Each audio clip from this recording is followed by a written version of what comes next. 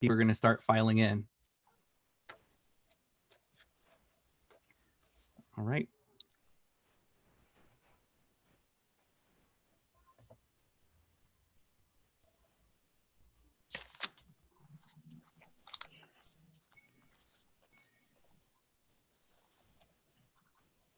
Okay, and it's streaming on YouTube as well. Can you see how many people are on YouTube or? On YouTube, let's see here. It will tell me how many people are watching on YouTube, yes.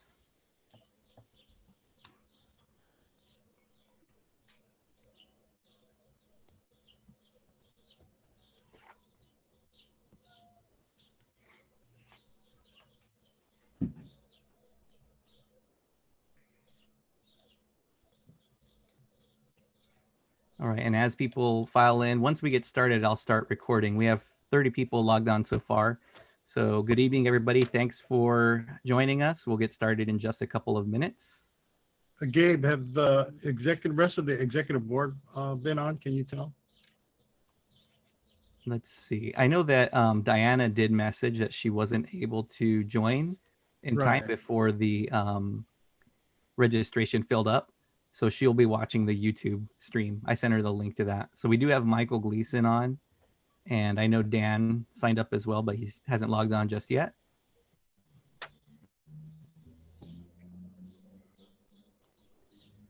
So again, as people arrive, thank you very much for jumping on. We'll get started in just a few minutes. We'll just give folks a couple of minutes to file in. And we currently have with us our city manager and fire chief. We'll have our police chief joining shortly. And we have some support staff from the city manager's office and from the communication manager's office. And here's Chief and the Whitney CFO now. is also here, sitting near me, Oh, he's Mr. sitting next to Riper. you. Right. So, and then, Gabe, I have no problem giving people a few minutes to come, just like a normal INCO meeting. of course. Yeah. So we're all patient here. No problem. All right. Thank you very much.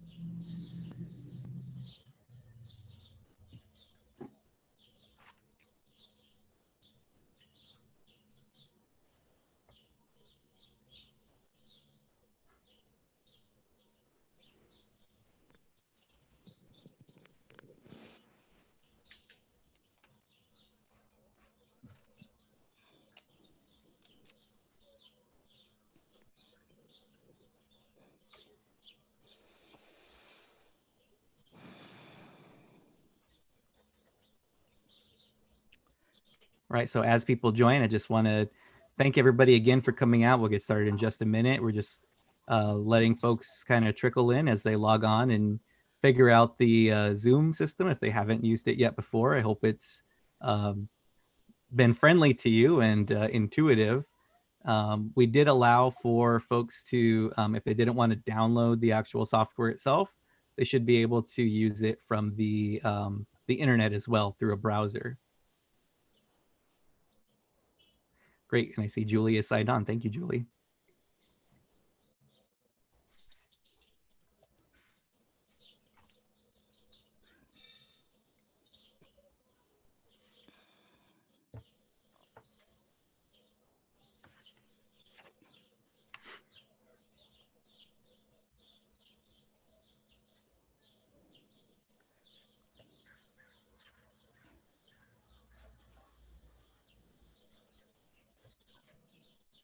Gabe, can you hear me? Yes, I do. So I have your cell number and I think you have mine too. Yes. I don't have time for interruptions, but if something major happened, I will be texting you. Okay, perfectly fine. I have my phone right here. Okay, Thanks. just in case, power outage or some weird thing, which actually happened yesterday because Oh. of fires near us. Wow. Wow. Well, I'm glad that turned out okay for you. Yeah, it was just a quick, I think they just did a test of Okay. electrical Just a test, systems. everybody.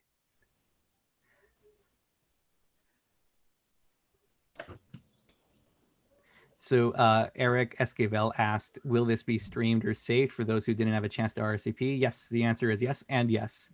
Right now it is streaming live on YouTube. On the flyer that went out from the city or that you might have seen in social media, there was a link on the bottom that says it will also be live streamed at this link. And it was like bit.ly/oxbudgetlive. People can view it live on YouTube now. It will also be recorded for viewing later, and I'll work with the city. We had talked about them uploading it to their own YouTube, as well as some other ways to have this broadcast. So thank you for that question. All right, so we are at 7:06. So I think we'll go ahead and move things along. We have a good number of people logged in. Jack, do you want to turn your camera back on? So I'm going to go ahead and turn it over to Jack, and he's going to do some quick introductions. Are we assigned as interpreters yet? Oh, thank you. We should do that. Yes. Is it on now? Am I on? And then the instructions for interpreting choice. Yes. Gabe, am I on now? My video? Give me 1 second, Jack. All right. So real quickly, before we get started, I would like to thank everybody for coming. My name is Gabe Turan from Interneighborhood Council Organization, and I actually am the first vice chair, but I am the Fremont South Neighborhood Council chair as well. I'm going to turn it over to our chair in just a second. However, I do want to give some really quick instruction for those who would like to view this with Spanish interpretation. We had a couple sign up for that. All right. All right. So para los que desean escuchar esta presentación en español, haga clic en el mundito por abajo, como enseña en aquí, y seleccione español. Y los doy unos momentos para hacer eso. Okay. All right, so I'm going to go ahead and turn it over to Jack Villa, our INCO chair. Okay, good evening, everyone. It's Thursday, June 11th, a little after 7 o'clock, and I want to thank everyone for joining us. My name is Jack Villa. I'm the chair of the INCO, and with us is also Gabe Turan, the first vice chair, and second vice chair, Dan Ryberg, and third vice chair, Michael Gleason, and also fourth vice chair, Diana Velzi. From the city, we'll have, for our presentation, the city manager, Alex Nguyen.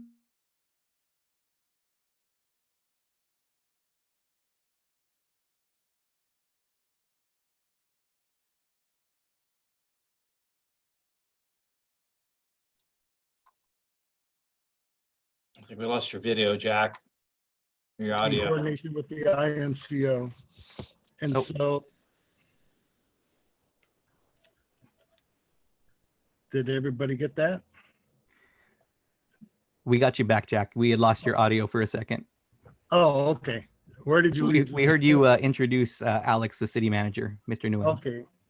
With us is the city manager, Alex Nguyen, and Chief Financial Officer, Kevin Riper, Police Chief Scott Whitney, and Police Chief Darwin Bass.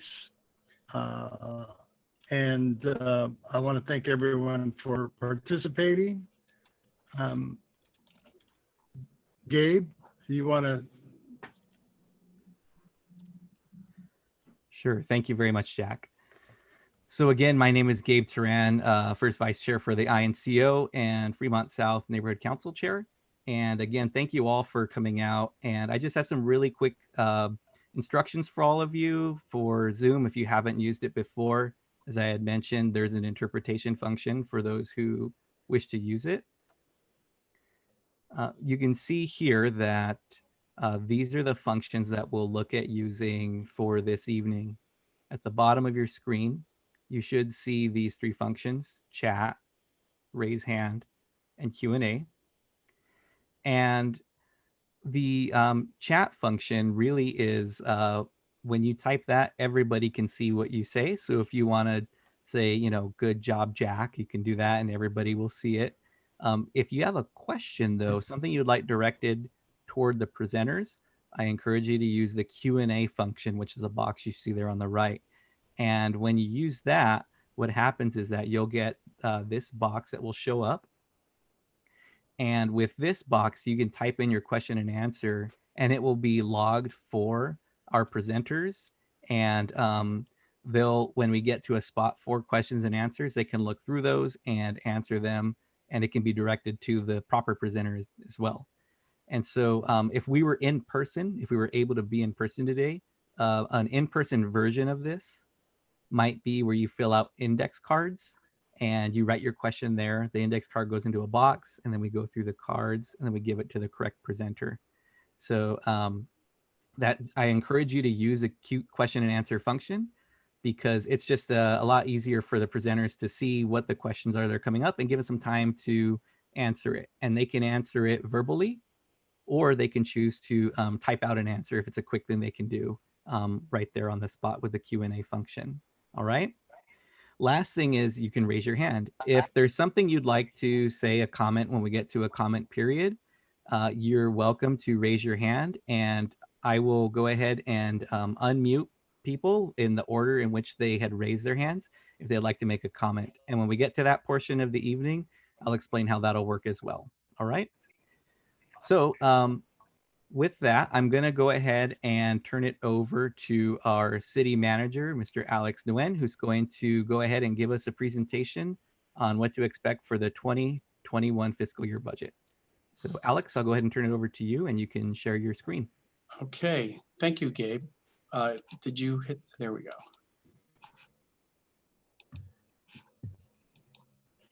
Okay, am I on?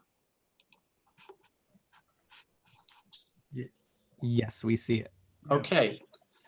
Hello, everyone. Good evening. Thank you for attending. And of course, INCO, thank you for organizing and then also giving us the time to go through this year's budget presentation. So on the screen, everyone can see the piggy bank. Yes? Yes. No? Yes, Okay. everybody sees that. So just so you know, this piggy bank, and can you see my green arrow circling the piggy bank? Yes. Okay, the piggy bank is to scale because that's all the money we have. So here's a quick outline. I'm gonna give you the big picture. We will do a very quick budgeting 101 refresher to remind people regarding municipal budgets. And we'll do a recap of the last or the present fiscal year, 2019-20, which ends at the end of this month. Cover some of the progress we've made and where we were at the mid-year. Then we will talk about the forecast for this year and next year, as well as the actual budget recommendations. And then I'm going to end with our goals and talk about the future. So here's the big picture. So let me, and this is, I understand this is a very busy screen, but it really helps us with the story. So I'm actually going to start at the very right-hand side here where you have the sun shining down on Oxnard. This is always our goal, which is to achieve budget sustainability.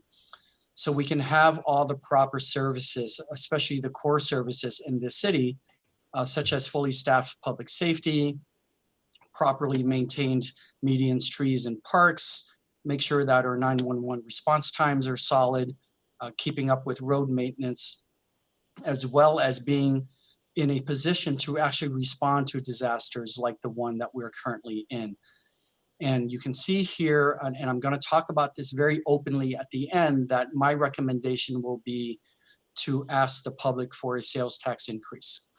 But overall, the goal to achieve sunshine in Oxnard is to get to a place where we are financially sustainable. Now, going back to the left-hand side, where we were this time last year, is many of you who pay a lot of attention to what goes on at City Hall, remember we had a budget deficit of $9.2 million. The council made cuts up to of 5.3 million.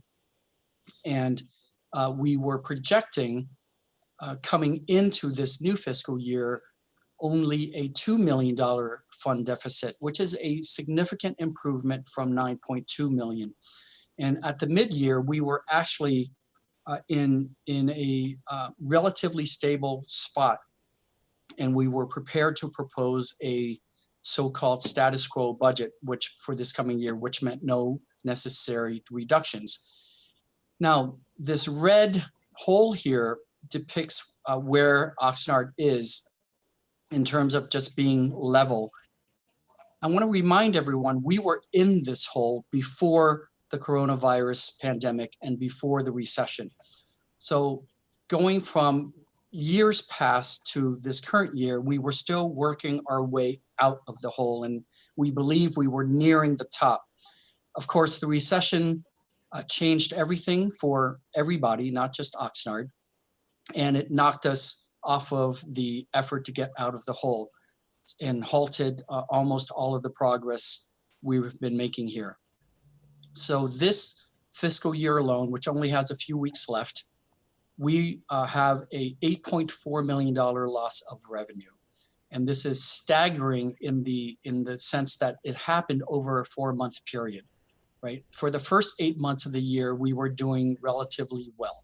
So instead of continuing from here, working to achieve financial stability, we are now back to working at recovery.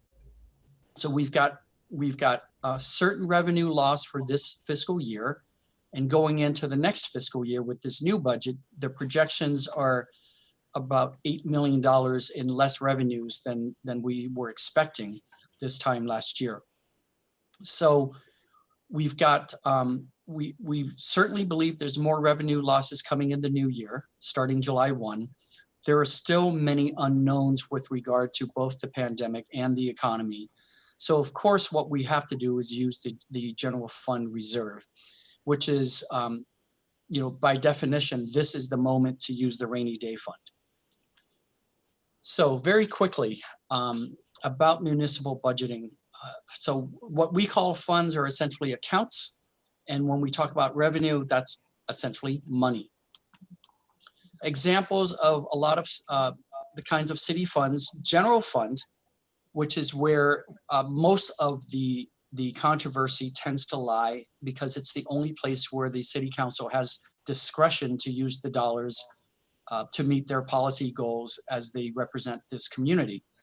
And then we have the enterprise funds: water, sewer, trash.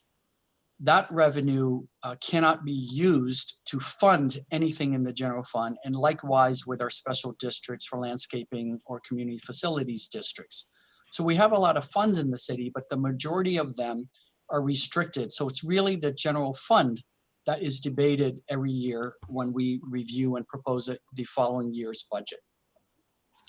So last year, we had revenues of just under 140 million, and we had expenses at just over 140. And as you can see, and we'll review this a little bit more, that the bulk of our revenue comes from taxes, and that the bulk of our expenditures go to public safety. These pie charts that you see here pretty much look the same for every city in California to varying degrees, but public safety always gets more than half of a municipal budget. Okay, an easier way to understand this is to look at the kinds of taxes we get, right? So franchise tax, transient occupancy, which is the hotel tax, business license, sales tax, and property tax. The non-tax revenues are a range of our various fees, but the bottom line is local government operates based on taxation, right? 77% of our revenue comes from taxes. That's the nature of public entities, local governments especially. We are a public entity, not a private entity. So describing where tax dollars go. So the two main pots, property tax. So here's an example. There's a $300,000 property in Oxnard. The regular tax rate on that would the homeowner, the property owner would pay $3,000 a year. Of that $3,000 that you send to the county assessor, the city will receive $528 for that tax. So another way to see that is when you look at each dollar of property tax, the state gets over 56% of it. The county gets just over 20%. The cities get 17.6%. And then there are other districts that get vetted through the county.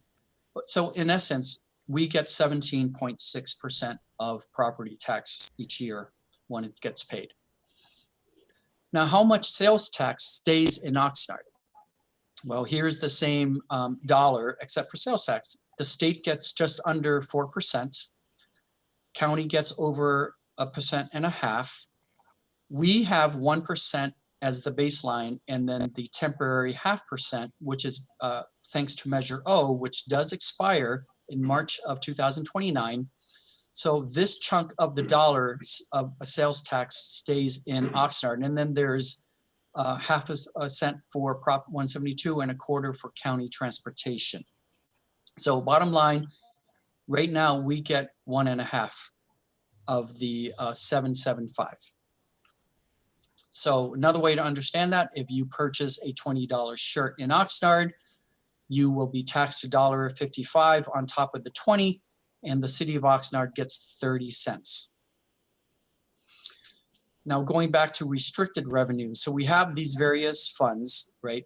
The utilities where we have water, sewer, and garbage. We get grants. There's the gas tax. Then there are the assessment districts, and then there are bond proceeds. Regardless of how much money is in these funds cannot be used for general fund expenses. So these are all restricted. And then policy reminder regarding our rainy day fund.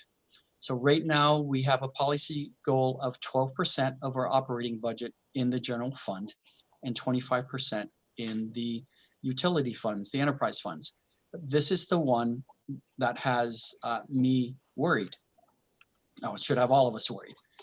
All right, so again, last year, $9.2 million deficit, cut 5.3, used the reserves, including using some of Measure O, specifically to keep a fire station fully open for the year and the PAC partially open for several more months.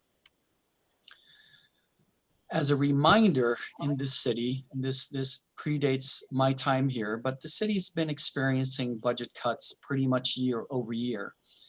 And these circles just sort of represent proportionality in terms of the departments that have been getting cut over the years.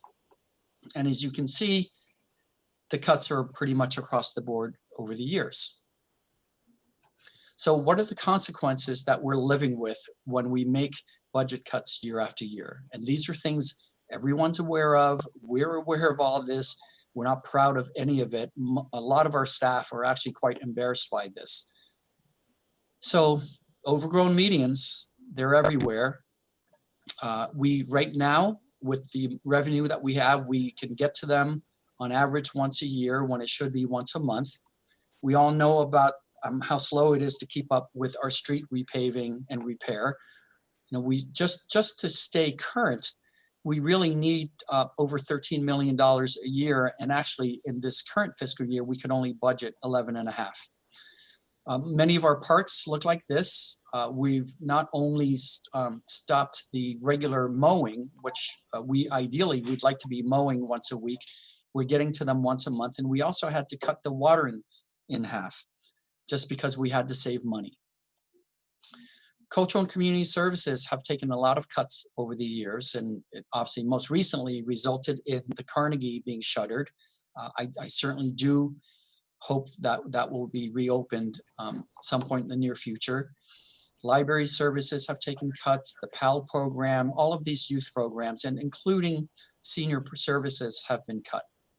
Now, overall, community services has been cut $5 million since 2015. So that's just a loss and a lowering or a reduction of actual services to the community. Police department. On the right-hand side here, you can see the list of actual positions that have been taken away from the police department over the years. On the left-hand side here, this is the one that worries me the most, is the necessity of reassigning 13 officers from neighborhood policing back to regular patrol. And this is an area where I believe it is our most effective, most positive, and best opportunity to continue to improve police and community relations here in Oxnard, but certainly anywhere else in the country. So the chief and I hope that we can get back on track financially and restore and even expand neighborhood policing. Oh, where's the fire? I think I lost the fire. Okay, we'll get to fire. All right. Now, it wasn't a terrible year because certainly we've made a lot of progress in this last year. Financial management, significant improvements. So after many years, we were finally able to launch the financial portal on the city's website, and you can there's a button to get there from the city's homepage that allows you to easily view all the funds and accounts in the city.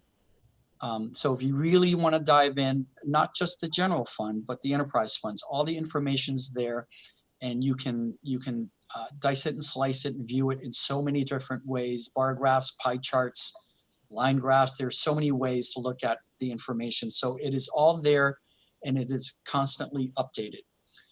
This year was the first year that the city's auditor, after going through our books, came back, and for the first time since 2014, they found no new material weaknesses. So that's been an area of significant concern for many years, and we've made just tremendous progress this past year alone. S&P revised, Standard & Poor's revised its outlook for us from stable to positive, which is a good step to be taking. They didn't upgrade our actual grade yet, but it's a signal that they're preparing to.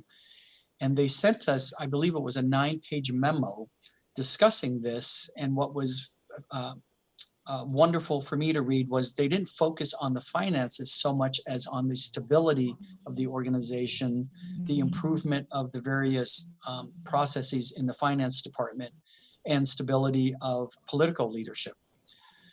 So that all leads to us being able to refinance our gas tax bonds to save money. And this is good for, I think the life of this bond is another 18 years. But the ability to refinance it means that we are paying for those bonds. We're paying $400,000 less each year for those repayments. So that's significant. And then the auditors also sent me a letter of encouragement and just basically let me know that this city is really on a good path now. And they commended us for the stability, both in management and leadership, but also the efforts at improving transparency with the community. In the area of economic development, we've made some progress here as well. So I had proposed to the City Council that we were sitting on credits at the Public Utilities Commission to underground power lines, but we didn't have any projects on deck to use that money, and we didn't, and because it wasn't enough money to do any major projects, and given our dire circumstances with cash, I made the recommendation that we sell those credits to another city that would be needing it. Now, in that market, you only get 55 cents to the dollar. But again, these are credits. This wasn't it's not real money unless you go and do a project. So it wasn't like money that we had in our bank. So this turned out to be a good move to make. A, because it got us $1.77 million into the general fund. And B, because given the recent issue surrounding wildfires across the state, the Public Utilities Commission has been having serious discussions about sweeping all these accounts out to have those funds be used for replacing the PG&E and perhaps even some of the Edison major power lines to help prevent wildfires going forward. The other thing we've done is we've been negotiating with a couple of billboards companies to bring perhaps 4 billboards to our 101 highway corridor. Now, if the permits are approved by the Planning Commission and recommended to the council, and if the council ends up approving these, it would gain us $550,000 a year for the general fund, and that's the minimum. That's the guaranteed amount. In the negotiations, we may actually make some additional income each year depending on their business, how well they do. But the $550,000 would be new revenue to the general fund, and that's a guaranteed minimum if these billboards are approved. The city has finalized its cannabis policy, and I know that was taking quite some time. The city had a go slow approach just to make sure we were learning from surrounding communities and making the best policy possible. Good news is we've done that, and in addition to manufacturing and distribution, we also made significant strides with retail dispensaries, and right now that process is underway. I believe we have received approximately 50 applications, and we are looking forward to completing that application process, and at the end of it we should be looking at releasing 8 permits in the coming year. So we will be seeing some cannabis revenue coming to our city. I still do not believe that it's going to be the magic bullet that everyone thinks it would be. Certainly not going to be impactful to a city of our size as compared to some smaller cities nearby. We in terms of investing in South Oxnard, we came up with a concept for establishing a business, a community benefits district along the Savior's Corridor, and we were working hard to get the property owners there to get on board. Unfortunately, the pandemic and the recession has put that to a halt. Downtown, also, we were making tremendous progress with a major and qualified and financed developer to launch what would be the first large and essentially the catalyst project that we've needed for downtown for so long. Likewise there, unfortunately, the recession has put a halt to that. Sakioka Farms, that large 400+ acre property out there by the 101 between Rice and Del Norte. So after 8 years of effort, we actually finalized the landowner's development map for that large property. And in fact, I believe next week we're also entertaining the development agreement. So after a long time of that land being poised for development, we've cleared a lot of the hurdles with the landowners and with a potential developer out there. We've been working in parallel to get development going out there, and I'm really looking forward to getting this across the finish line this summer. And finally, on economic development, the City Council was confronted with a very difficult choice about in updating and hence increasing our development impact fees, some of which had not been updated since 1972. And this was if any of you watched that meeting, this was a very, very difficult decision for the council to make, because on the one hand, it is crucial, it's necessary.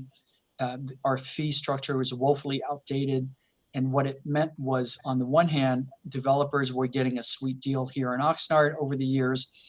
And on the other hand, when they weren't paying those fees, we had to come behind them and make up for some of the work that had to be done. So that's just not fair to us as a city organization.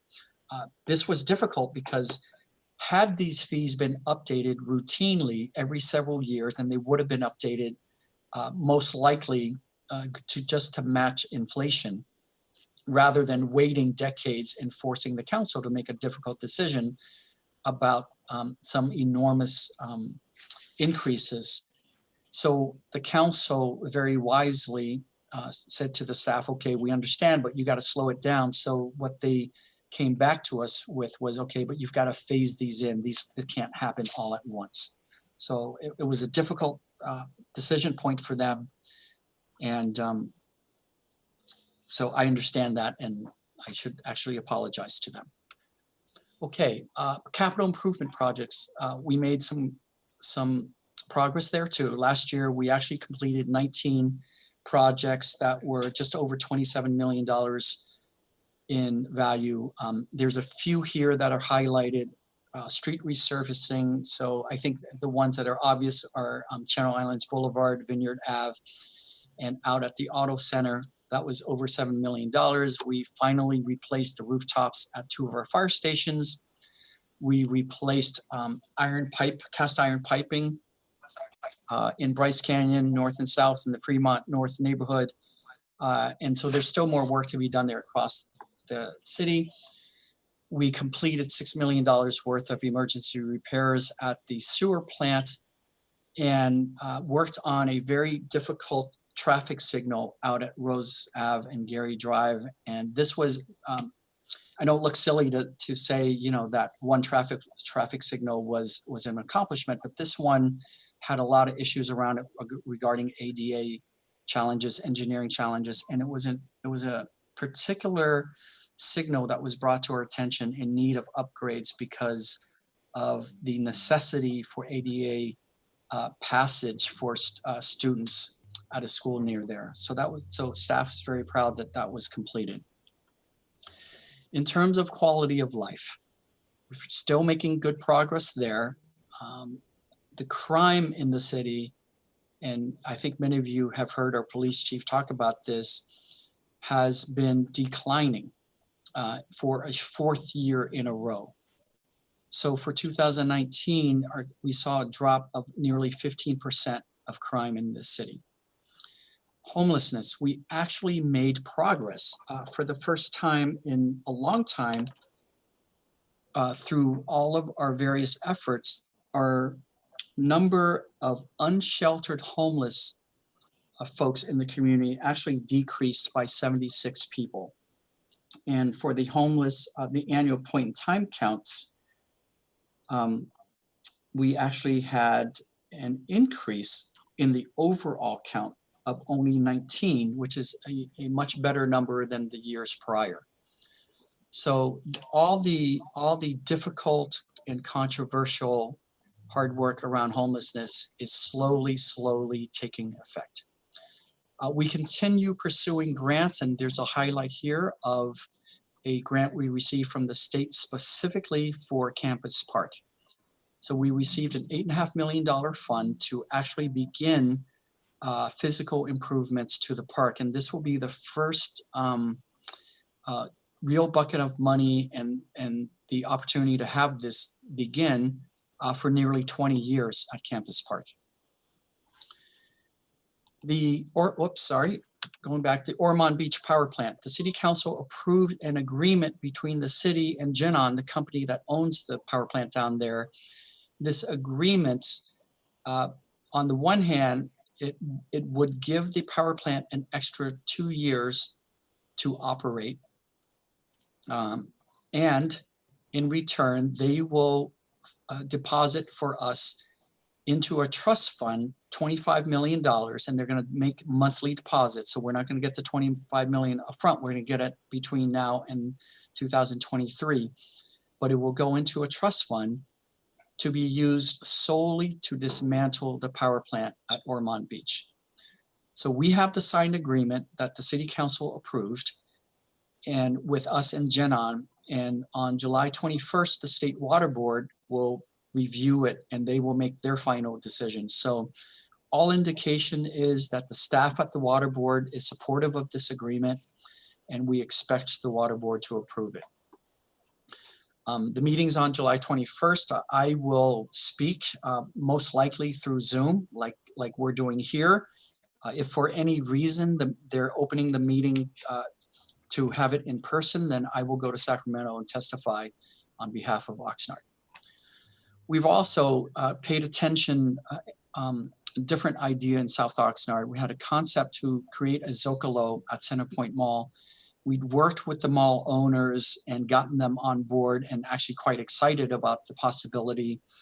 Again, the pandemic and the recession has put that to a halt, but I've been staying in touch with the owners and they are still very interested in pursuing that as soon as it's economically possible, which means as soon as this recession starts to recover. And finally, the council also recently approved the city's broadband fiber infrastructure plan.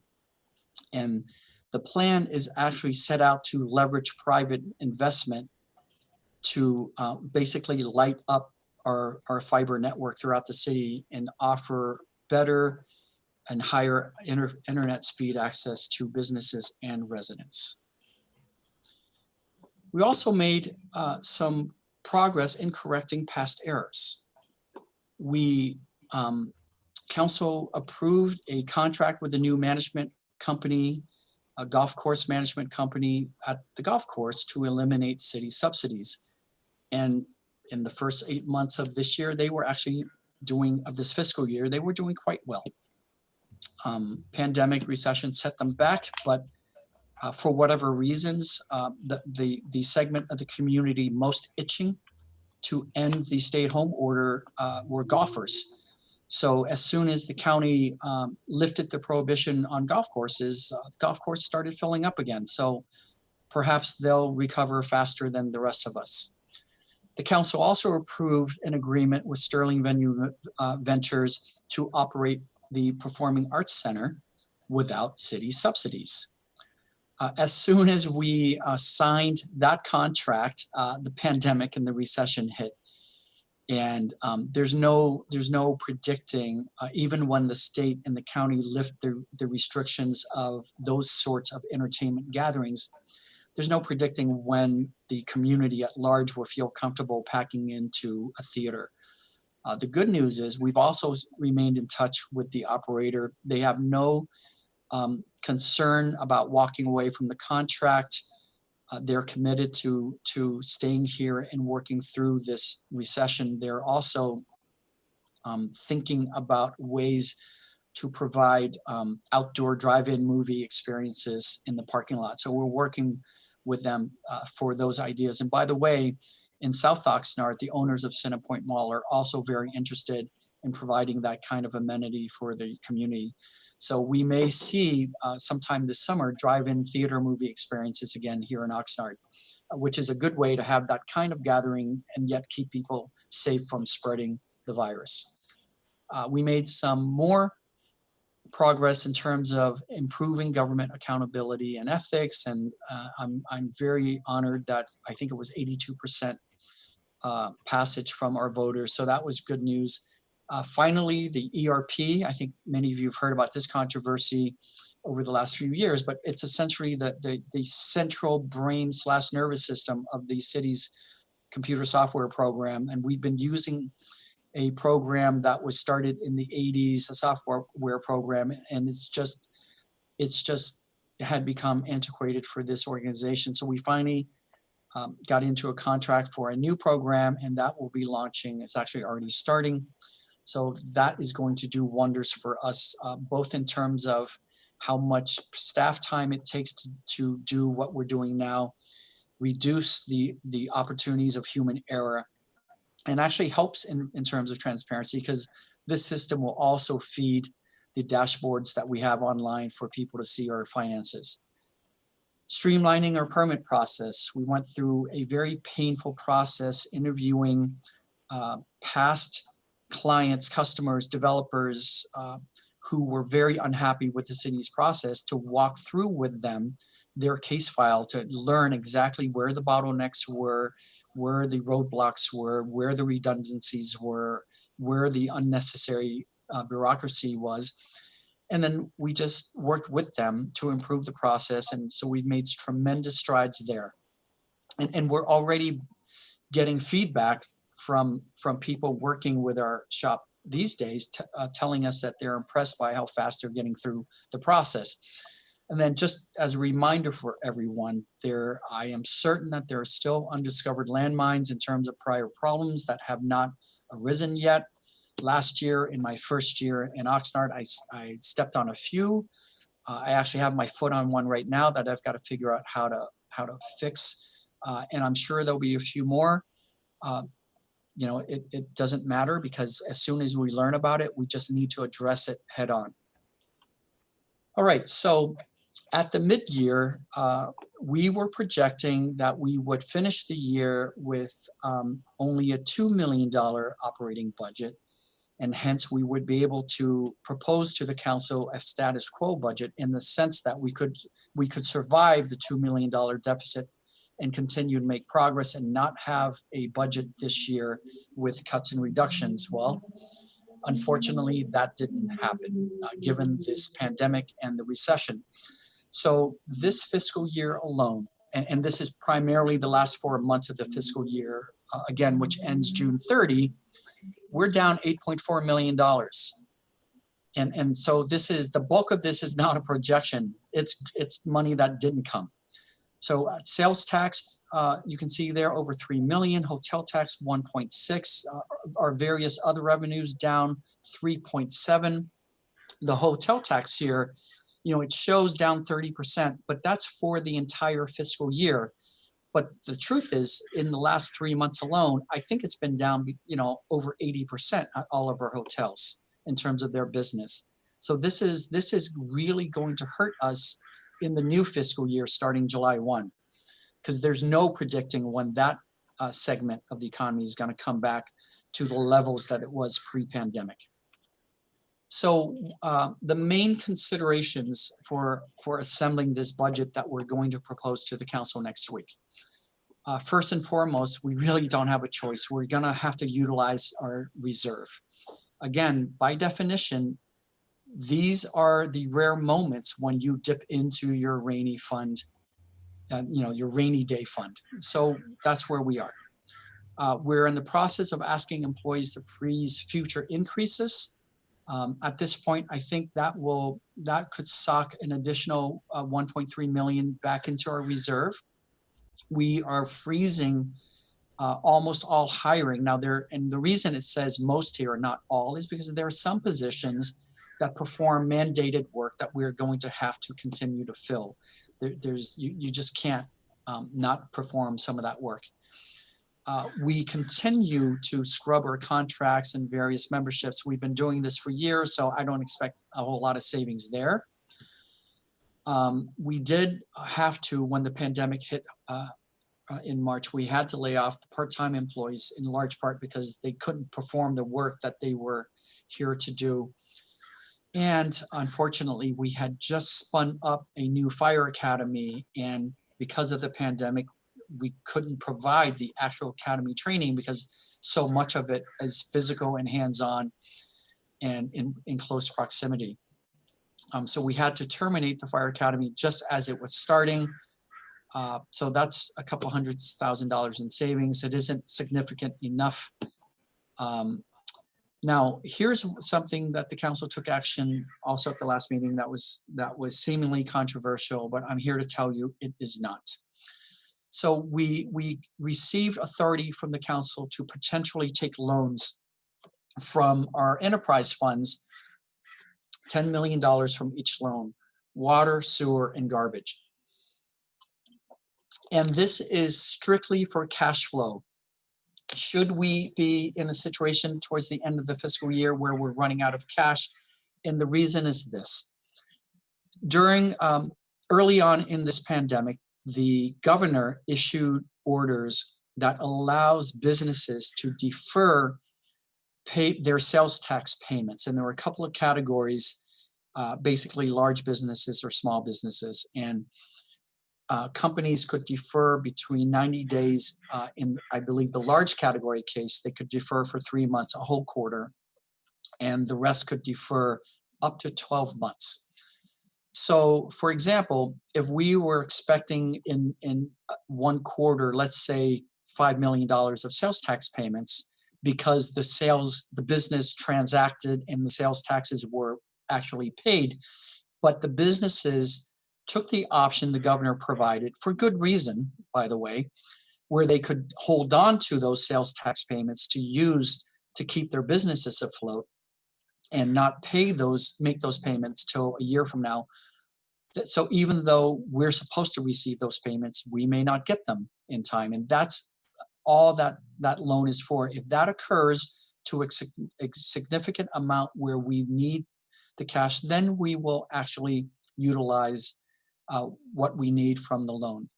So just because the council approved this last week doesn't mean that this week I took the money and put it into the general fund. We're not touching it unless and until we need it.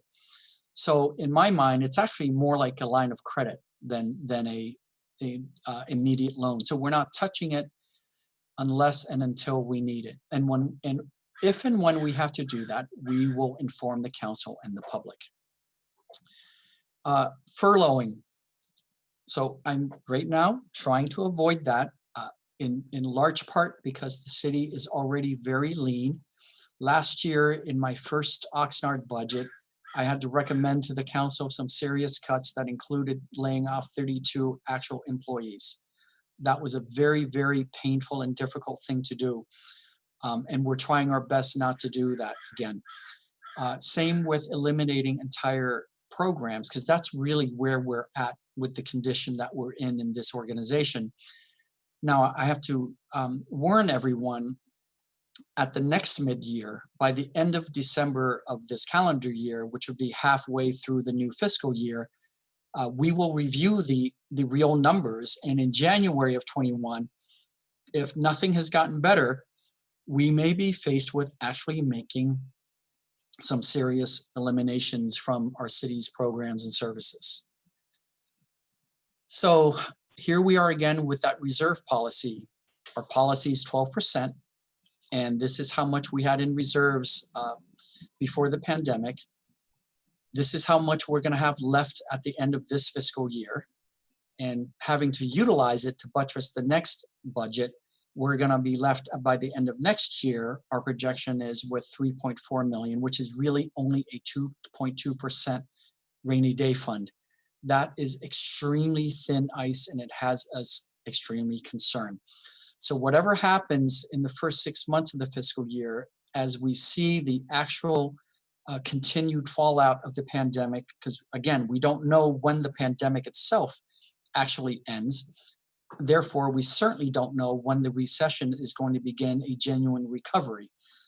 So, and this is the predicament for all cities and states. It is this has nothing to do with anything we've done here in Oxnard in terms of the current conditions. Now, to be fair and frank and honest, our health and our condition as an organization coming into this pandemic was very, very weak. So some of you've probably heard me say, we're like a city that had underlying conditions before this pandemic hit.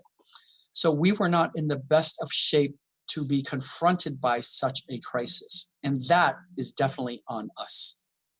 So here is the actual budget proposal that I will be presenting to the council next week. And it's actually quite simple because there are not many moving parts. I don't believe this to be nearly as controversial as it was last year. So I'm going to review for you the items over $100,000 in change, because that's where it gets significant. So city clerk's office will need an increase of $112,000, and that's for the general election, the election in November. All cities have to pay into the county to cover their portion of the cost for the county to conduct the November election. So this is not unique to us. Community development is going to be able to, between freezing, from freezing their hiring, but they're also facing at least a $200,000 revenue reduction. That's their projection. They'll be saving us about $400,000 for the next fiscal year. In public works, they'll be able to save us $900,000 in the general fund, primarily by moving engineering staff from the general fund projects over to the enterprise fund projects. And this is a very pragmatic thing to do. We don't have new money in the general fund for any major projects, and we actually have major projects in the utility funds, the enterprise funds.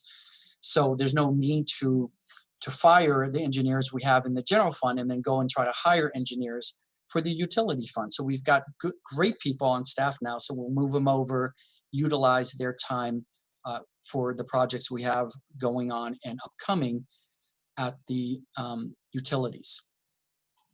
Fire department. So here's what we're gonna propose.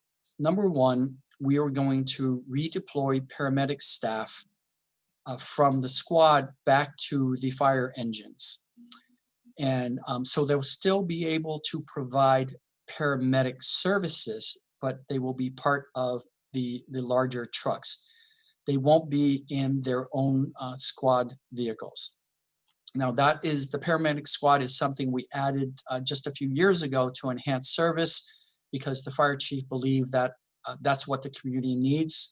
I fully agree with him, but at this point it's enhanced service that we just can't afford.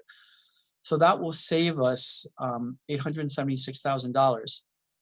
However, I've made the decision here that I'm going to begin to structurally fix the fire department's annual budget by increasing the station coverage fund by $1 million, because year after year they come in over budget, and it's just, and we've recently had the overtime audit that looked at that, and this report will be at the city council next week, and they came back and said, well, your departments and your overtime usage is in line with other cities.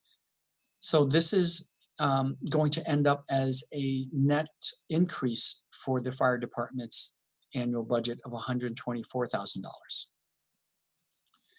Police will be also making some serious cuts, actually the largest cuts for this fiscal year.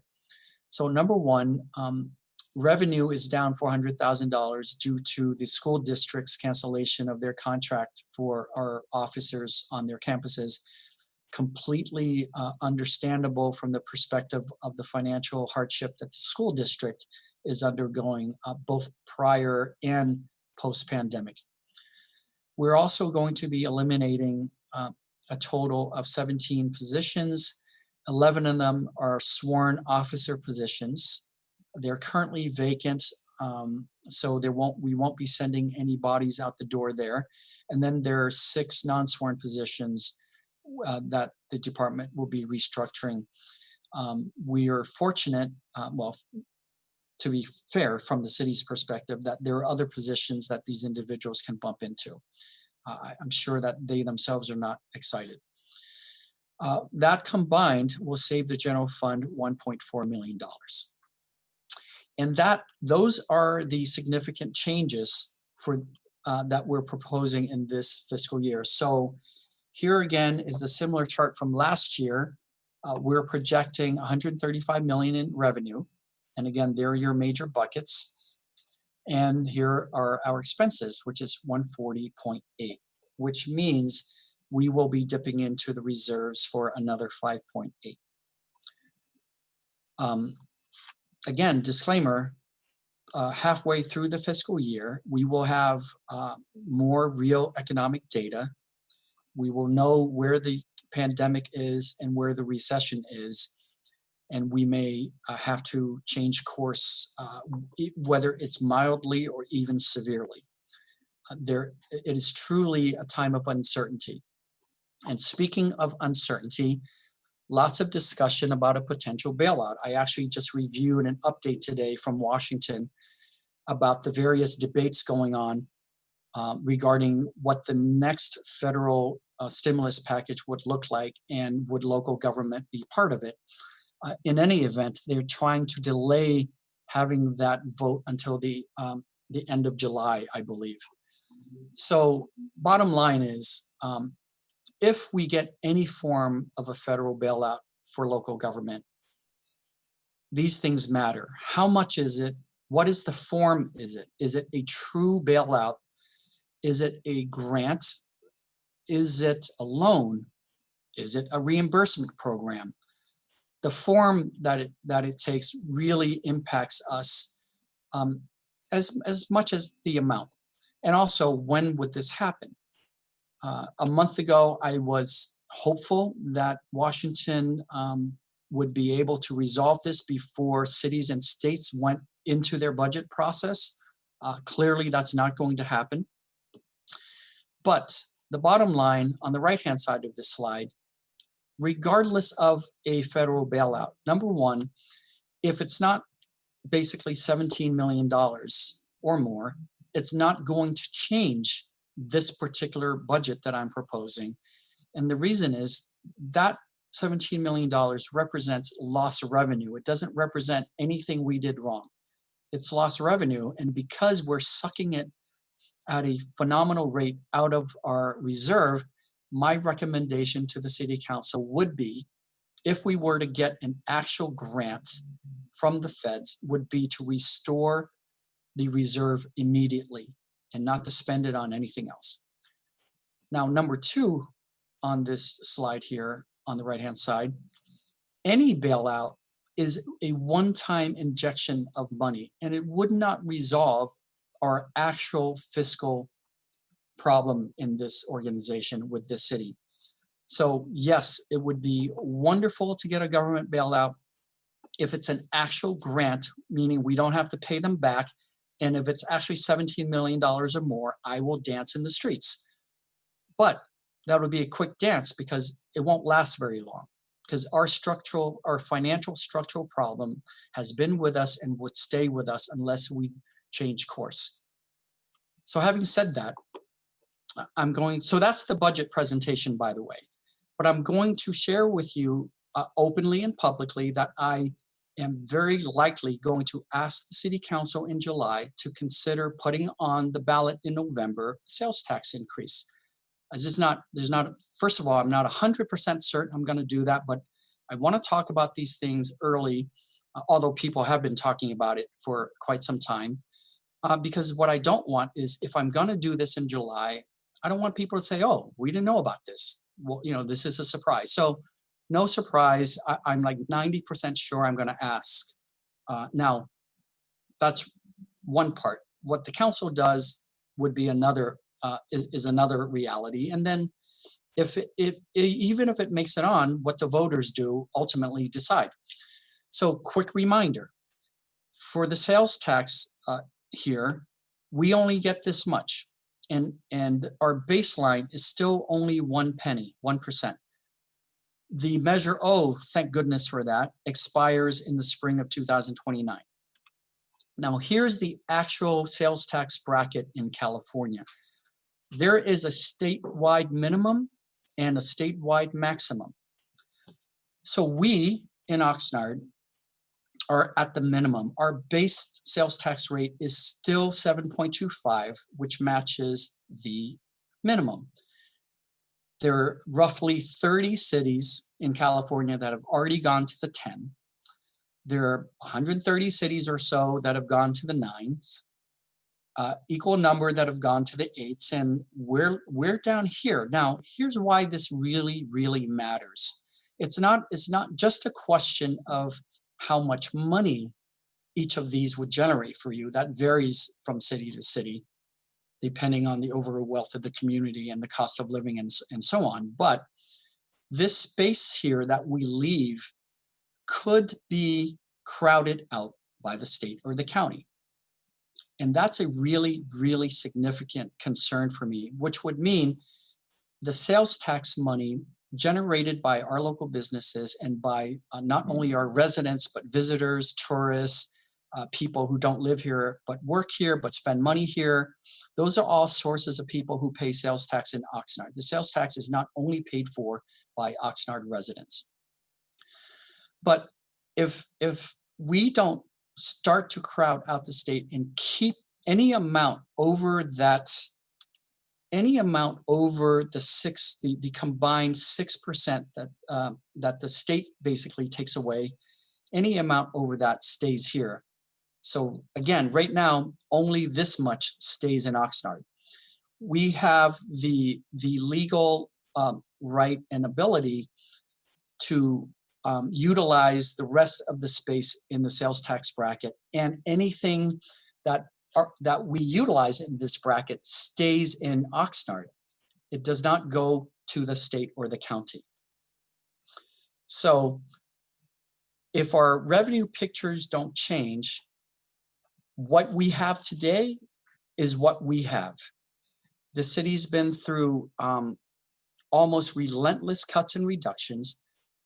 We've had our books audited up and down, not only by our auditors, but the Sacramento has had to review our books. Here is a phenomenal budget presentation I found. I believe this was probably the 2014-15 year. I think that's the one this was. Now, I want to draw your attention to this. This was basically a 10-year forecast. Yeah, this is the year, I think, of the $16 million loan. All right. But this is the 10-year forecast for the city of Oxnard. Now, I want you to look at this line. There are two rows I've highlighted here. The first one is just the overall operating deficit. And you're looking at basically a decade's worth of forecasting deficit spending year after year after year through 23 and 24. And to achieve that, you would have had to make the following cuts these years. And we are talking about double-digit million-dollar cuts to the city's operating budget year after year. This is a financial forecast to end the city. I just cannot understand how you can have this without a plan to really course correct. But this is where we've been, and in part it explains where we're at.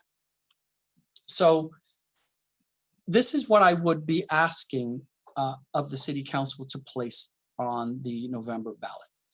So here you see the sales tax minimum 7.25, and that's our base. So that's where we are. This line here is the city of Oxnard's regular sales tax rate. We are at the minimum. With Measure O, again, thank goodness we have it. It puts us up here at this gray line at 7.75.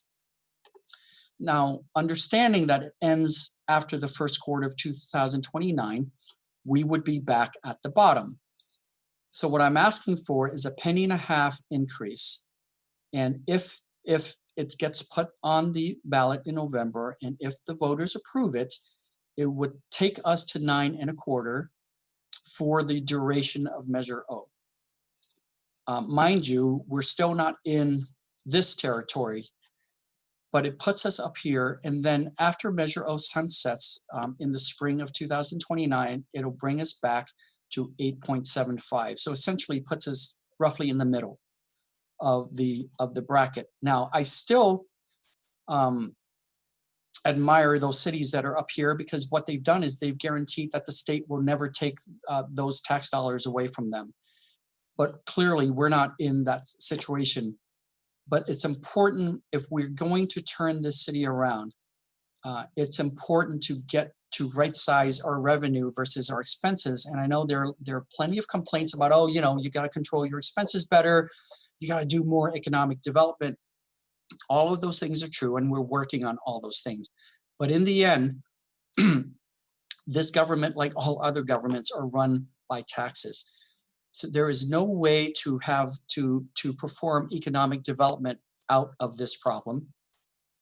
And if you think about it, when our city looks like this, it really makes it more difficult to attract new investment.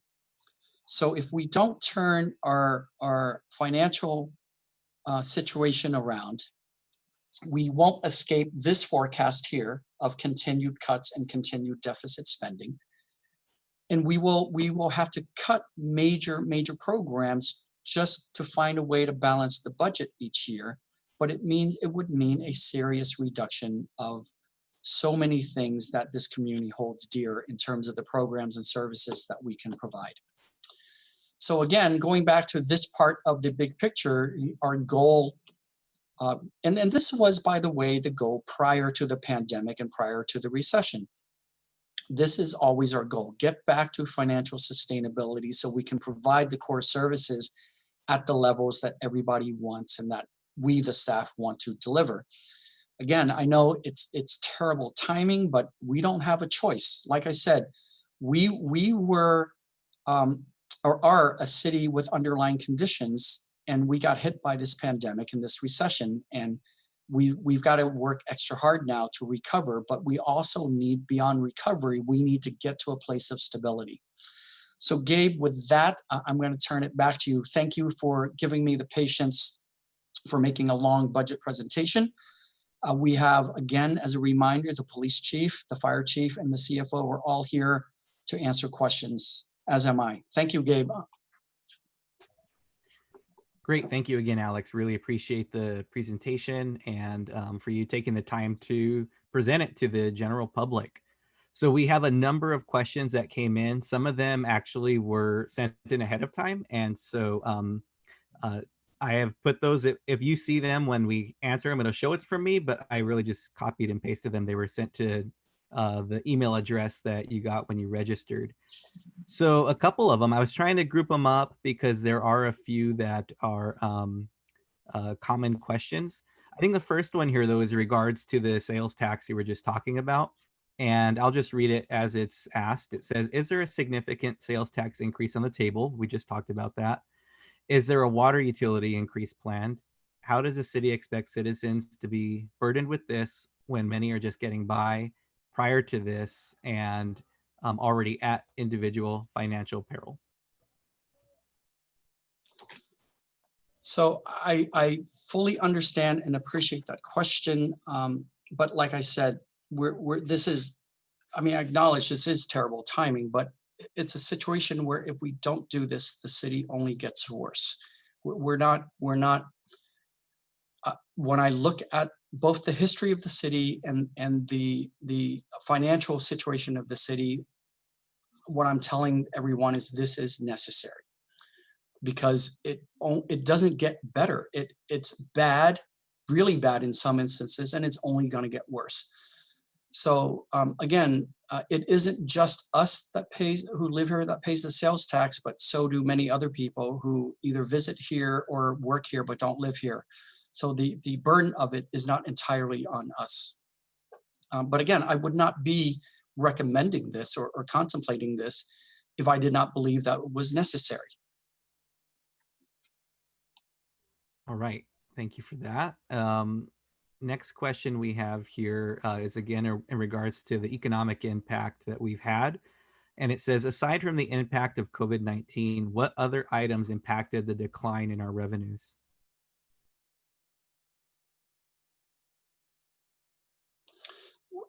Was the question for what other declines or what were the reasons? Yes, well, the way it's worded is, aside from the impact of COVID-19, what other items impacted the decline in revenues? Oh, no, that's it. In terms of this fiscal year and the last the last 4 years of this fiscal year, it's entirely the pandemic and the recession. And again, it affected everyone. So from the perspective of the pandemic, with regard to government budgets, it impacted everybody. And as a reminder, even the state is forecasting a $54 billion loss of revenue for their budget that they revised in May. And that's billion with a, as in boy. Okay, the next one is a pretty quick question. It says, is Sakioka Farms part of SOAR? No, it is not. All right, figured that was a quick and easy one. So the next couple ones are kind of around landscaping, some public works ones. And so I'll start with one that had to do with streets. How much does Oxnard invest in street repairs during 2019, 2020? That was on the slide. We're just over $11 million in the street budget. All right. And it's obviously it's insufficient. All right. And then let's see, there was another one about Campus Park. Sorry. Okay. What is the city planning to do with the old Oxnard High School or Campus Park in the near future? Is the 2021 budget allocating funding to start construction of the park that has been promised for years? So I don't know that there are real plans with the high school. And in terms of the money for the park, I mentioned it in the presentation, we did receive an $8.5 million grant from the state specifically to begin improvements of the park. So we're starting that process. Okay, so that probably answers the follow-up, that one which says, with the $8.5 million, where does Campus Park stand up to date with the changes that have been made with funding? What will be implemented with the support of funding in the future? What is our timeline for finalizing Campus Park? And it sounds like that's still kind of in motion. Is that correct? Well, no, I can answer that. So first of all, that question, all the elements of that question combined is really a big picture question. Like when, how long is it going to take? How much money? And when is it going to actually be complete? So to be very clear about it, so we do have the $8.5 million grant. And again, that's restricted, right? So we cannot take that money and use it anywhere else for anything else. So that's for Campus Park. We're starting that process, and there's a little bureaucracy with the state because it's a state parks grant, and we have to do a map and we have to do some things. But that money will begin the process. It's again specifically for Campus Park. Now, it's hard. It's a large property. $8.5 million is not going to get a whole lot done, but goodness sakes, it's a solid, tangible beginning. Now, following up on that, as I sit here today, there's no money to continue that work right now. Now, if we're fortunate to continue to get grant funding for that would continue. But if our financial picture doesn't change, there's no money to add to that grant. Okay. I think this is one of the last ones regarding public works types things. So this one asks, is there consideration to deferring CIP or capital improvement projects that are not funded by grant money to help bridge the near-term shortfall? Right. Well, number one, we don't have CIP projects in the general fund this coming year. Because we don't have the money. But if there's something that was grant funded, again, that would have been a restricted fund. So if we have grant funding, we should go ahead and do the projects, whatever they are, and we should spend grant money hopefully as soon as you get it, you start spending it. It's not a good practice to sit on grant money. Yeah, absolutely. All right. These next couple ones are going back to the sales tax increase. Where does the sales tax go into for the city? And does it go into the general fund? Yes. All right. And then can the sales tax increase be retained for our city? If not, what other tax would be retained only for city use? I think what they're asking is, if the voters pass the 1.5 cents, does all of that go to the city? I think that's what they're asking. Yes, absolutely. The state doesn't get to grab that. Okay. And the next one, It's similar to the first one we had, but it does bring up another part of it. Of the allowable sales tax rates, which cities are at which percentage? I think that means, who else has their own kind of city or municipal sales tax rate on top of the state rate? And could we share this as public information, please? Yes. So what if I get to the discussion in early July about the sales tax, I'm going to provide a lot more detail like that. But the bottom line is, if you remember that slide where I showed all those cities that are above the minimum, right? Anything above that, they keep. So again, the state keeps the base amount, which is, I think, 6 cents, right? 6 and a quarter goes to the state, I believe. Cities get the penny, and that's hence your minimum in the bracket. So anything that you approve above that, you get to keep. And that's my whole point. If we don't start to take crowd out the state from that space, they could come in. And would this make us the highest sales tax rate in the county? In the county, it might. I don't have the data right in front of me. It might, but here's the thing. And this, again, we're gonna have a more robust discussion about this. We will survive that in terms of economics, right? But not to mention, we need it. And some of our neighboring cities have higher property tax values than we do. So I'm much less concerned about that comparison than I am about our fiscal condition, and B, the potential for the state to crowd us out there. Okay. And I think that based on the questions we've seen here, that may be something for the public to consider, because the rest of the question does read, the increase of sales tax would impact many who are at minimum wage or below a living wage and already burdened with paying more than those who are at higher income brackets. So, all right. Well, thank you for that, Alex. We have a couple questions in regards to the police department now and the police department's budget. And so let's see. The first one is, was there an increase, or there was an increase in the police department's budget from the adopted 1920 fiscal year? What was this for, or what was this used for, and how did that happen? Hi, Gabe. It's Scott Whitney. Hi, Jack. Thanks everybody for tuning in. That 159,000 was from the salary increases, the adopted MOU that the union got. That was mid-year, so that's what it was for. All right. How much money will be allocated to Oxnard PD for the 2021 budget? It's 62.8 million. It was in the report, but that's what it is. Okay.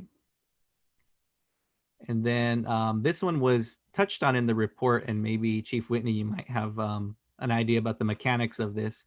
It says, why is Oxnard PD charging money to schools for a service that residents must receive from this agency at no cost? Right. So essentially, the short answer is it's for enhanced services. This is common in most cities. Schools, if they didn't pay for the school resource officer, the officer would go back to patrol, and then the officers would respond to the schools when they had calls, as opposed to having an officer on campus at all times.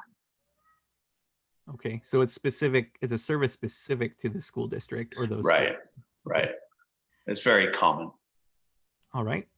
The next one, why is there a need to increase budget for police if crime is down 14.9%? Yeah, our budget's not going up. We're taking a budget cut. Okay, would you say that the level of service that Oxnard PD is providing, do you think that that influences the crime rate going up and down or staying steady? Yeah, definitely. Definitely. We affect the crime rate by good police work. Essentially, you focus in on the offenders, you focus in on where the crime's happening, you have good relationships with the community. They help you to solve crime. So yes. Okay. Let's see, there was another one here. Why do police get a bigger percentage of money than firefighters? We live in Southern California and fires are a yearly occurrence. And I'm not sure if Chief Whitney, Chief Darwin, or Alex want to address that one. Yeah, I can. It's probably comparable in Oxnard to what it is in other cities. It's all cities, no matter what the service, it's based on the demand, and Oxnard isn't particularly hit with the wildfires. So the budget that helps, and good evening, everybody, and thanks for moderating this, Gabe. So the budget that helps offset, the money that offsets our budget as we go into wildland fires are through FEMA grant or FEMA or state funds. So it doesn't necessarily impact the general fund except initially, but then it gets reimbursed. All right, thank you, Chief. Chief Whitney, there is another one here, or two more regarding the police. The first, so this one is, I can actually combine them and I'll just read it out. It says, regarding the police proposed budget of around $62.8 million, it was said that our budget mirrors those found in cities all across California. This was the reason given to why our proposed budget is $62.8 million. Obviously, there are other reasons why, but this was the only reason that was given. And if this is the primary reason, then how does Oxnard compare in terms of crime rates with other similar budgets? Can you direct us to the police department's proposed budget, as I can't find it anywhere on the Oxnard website? And then I know it's a multiple point question, sorry about that, but final point, $62.8 million makes our deficit look like a cakewalk. And obviously we understand it's not free money, but how is it not possible to slash more money from such a big expense? Gabe, you asked a lot of questions there. So I think going back to the first part here, how does the Oxnard PD budget reflect other cities of similar sizes? Right. And how does our crime rate look that way too in relation to the size of the budget? So other cities our size, it's probably because there's not a lot of cities our size, and the ones that are out there, there's kind of different demographics and different sizes of budgets. So our budget is probably, with this cut in officers, we're going to have the same number of officers that we had in 2010. So I would say that the number of officers we had was, right about like an adequate level. When I was in the city manager's office several years ago, I would say that the number of police officers we had was adequate, and the number of firefighters we had was, inadequate.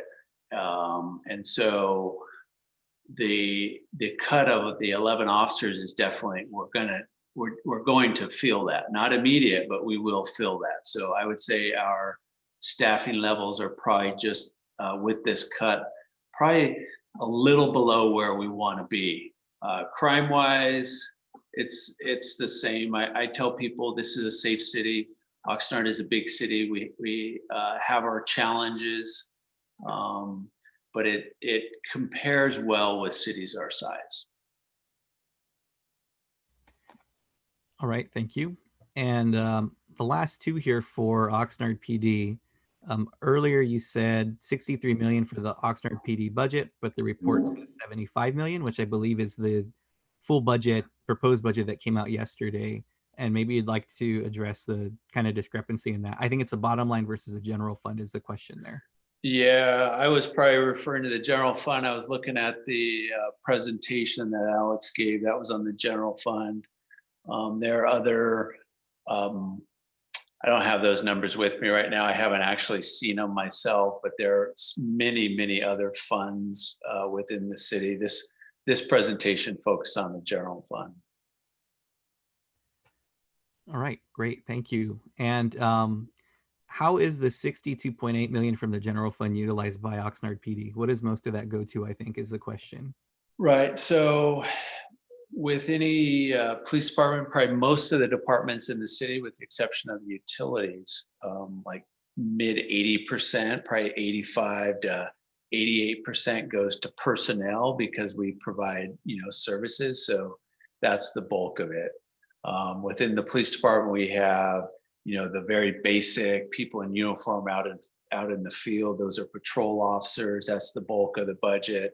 And then we have investigations and administration. So that's kind of in a nutshell how it's broken down. Great, thank you. You're welcome. I think we'll move into, I see there are other questions that did come in regarding police. Some of them are similar to what we already answered. However, if we didn't get to one of your questions, I am saving all of them and we'll send them to our panelists if that's okay. And we could easily have them answered. And for those who registered ahead of time, we have your email addresses. We can send those responses out to folks. All right, is that okay with our panelists? Sure. Their cameras are off, but I'm sure that they're nodding their heads yes. So. And saying yes. Okay. So next we have a fire question for Chief Bass. The one worry I have on the forefront of my mind is regarding the Pleasant Valley Road Fire Station. Is the city considering to remove the fire engine again? No, we will not. All stations will remain open and all the engines will remain staffed. So essentially what we're doing is we're taking the paramedics off the squad and putting on some of the vacancies, the firefighter vacancies that we currently have. Right now we have 14 firefighter vacancies within the department. So they're just going to be reassigned. They'll still work as paramedics and they're still going to be providing that service down south of Oxnard. Great, thank you. And then, well, we already asked this one actually around the firefighter budget in regards to Southern California fires. And I think Chief Whitney or Chief Bass, you might have mentioned that for wildfires, because we are geographically removed a little bit from the hills where that typically happens, it's not something that comes up often, but it is something we're prepared for. Is that correct? That is correct. Not financially though, because it's going to cost us up front, right? Again, we have a mutual aid program. We'll respond as far as the Oregon-California border. So the general fund is going to have to pay for that up front. But again, like I've said, we'll receive a reimbursement. It's not always quick, but we will receive not just 100%, but 118% reimbursement for our time. Okay, thank you. So we have some kind of basic questions here around city functions, and maybe Alex might want to take these. So here's one that says, during the summer of 2019, 11 homes in my neighborhood had major home repairs done. The property owners did not pull permits to do these projects. The city not only receives revenue for permits, but are then able to ensure the work is properly completed and documented. I'm aware that some of my neighbors tried to make notification to the city, but to no avail. Wouldn't it be beneficial to the city and its residents to stay on top of permits for major work? Absolutely, yes. I think, and this is something that happens in all cities, is that there are always people who are going to want to do work without pulling a permit. And to be very fair about the reality, sometimes there are occasions when people get frustrated when they try to pull a permit. And that's where we've worked really hard to streamline the process to make it easier for people. And by the way, when we get the new main software system in place and up and running, we'll be able to provide some of those permits easier that people can pull online and schedule inspections online. So yeah, it's important that people pull permits when necessary for health and safety reasons. Yes, we do get to collect the fees to recover the costs, to review the plans and to do the inspections, but it's also incumbent on us to make the process user-friendly so that it doesn't turn people away from doing the right thing. So we have responsibility in all those areas. But bottom line is, yeah, of course it's better for everyone to do it the right way. Great, thank you. And another kind of staffing one, but it relates a little to the PD questions that we just had. Why not allocate some of the police budget to social workers and housing? Over-policing increases crime rates. Okay, so I'll respond first, and I don't know if the chief wants to chime in. First of all, I'm not convinced that over-policing increases crime rates. I'll let the chief address that. in my experience, I've not seen that anywhere. In terms of why not use the funding for something else, so I see those as really two separate things, right? And I know people look at our budget and they say, oh my God, why is so much money going to public safety? Well, it has to do with, first of all, that we are a large city and we have to have public safety services. That over the years, because of certain state regulations, our flexible money, discretionary funds for the general funds have shrunk.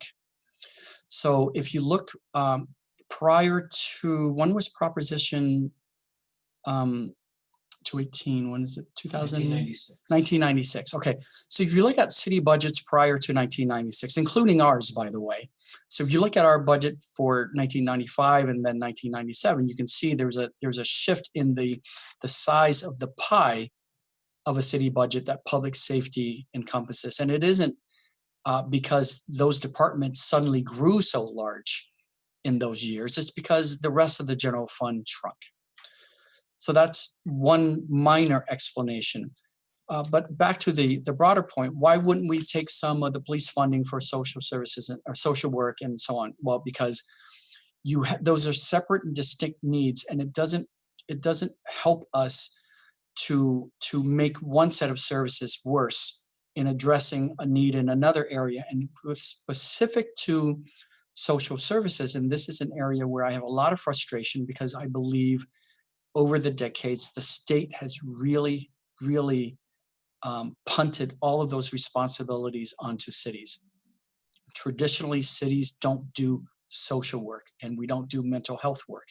My fear is, given the homeless crisis in conjunction with the fact that the state has pretty much done away with most of those services that public health has traditionally been in their purview, that we will be forced to pick up some of those services now, which we are doing, especially with regard to the homeless. And it's difficult because that's not our area of expertise. We were not equipped, even though we have to become equipped, and we never had the funding. There is no additional funding from the state to help us actually address the homeless crisis. So again, I understand the frustration with wanting to provide more services for homeless and social services, but I'm not going to let up or take away from the department where we have effective work going on.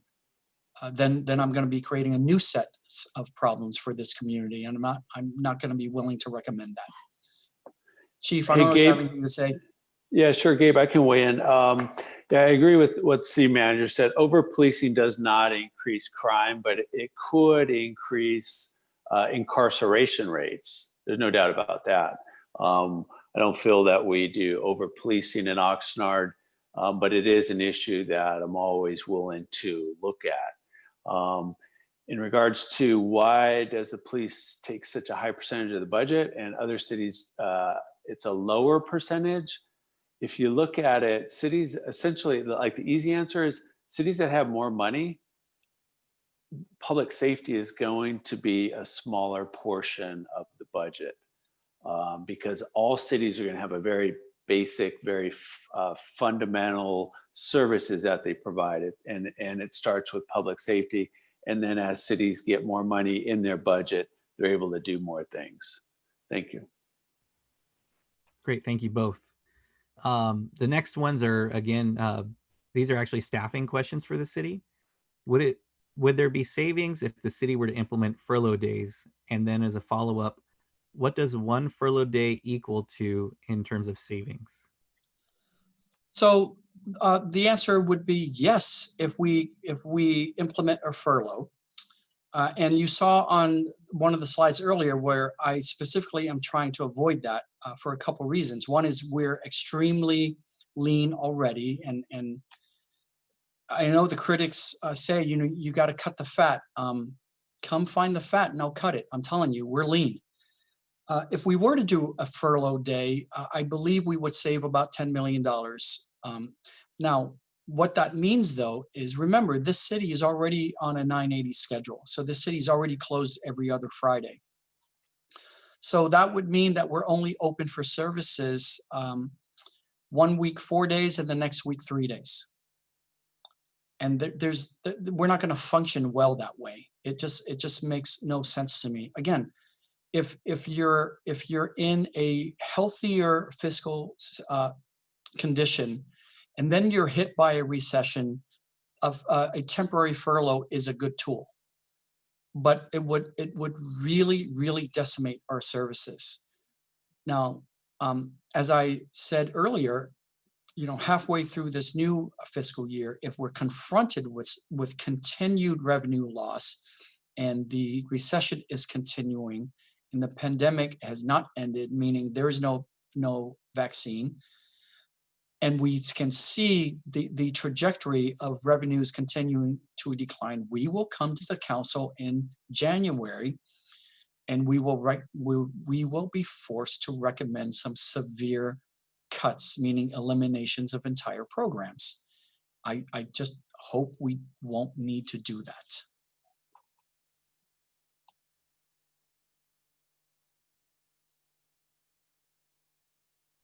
Okay, so I think looking at time, we'll take just a couple more questions on here. And as I mentioned, if we didn't get to your question, we'll send it over to our panelists and we'll send those out to everybody. And I'm trying to go through them to see what is similar in questions, so that maybe we can answer a couple questions with just having it asked once. So my apologies on that if we did miss yours, but we will get to them. And so the next one I have here again is in regards to staffing. And so if you move city engineers from the general fund, will that impact city infrastructure repairs and maintenance, such as street repairs, et cetera? It won't impact the ordinary repairs. What it does is it just doesn't allow us to start any new capital improvement projects. But again, our general fund portion of the regular and routine maintenance is already bad, right? It's not, and that's my point. We're in a bad situation. All right. Are there any large businesses that have committed to move to Oxnard and then bailed after COVID? There's one that I'm aware of that we had been negotiating with, and actually it was just this week that they told us that they just can't continue the process they were in. Good news is though, we have been in a negotiation for about 6 or 7 months with another very large business that if we cross the finish line this summer, will bring us much needed jobs, and they are not bailing out. They are pushing forward. So I feel very positive about that in terms of the potential jobs that could be here in a few years. Great, thank you. So as we round things out, given what's going on right now, I can see the theme around the questions for Oxnard PD, and I want to honor as many of those as I can. Appreciate people sending those in. There is a question that I think is probably one that might be simple for Chief Whitney to answer. It's, why is Ventura PD's budget $48 million compared to Oxnard's $75 million? Yeah, I'm not sure. I don't know Ventura's dynamics. They are about half our size, so that's not surprising to me. I mean, it looks like their budget proportionally is bigger than ours. So in regards to a city their size, what you're saying is that their size and their budget amount allocated to them, if you compare apples to apples, they're actually funded at a higher percentage than what Oxnard PD is. Is that correct? I mean, it looks like it from those numbers. I haven't looked closely at their budget recently. Yeah. Okay. And then there is a question that came up. They said that I marked it answered, but we didn't answer it. What were the reasons for revenue decline in prior years?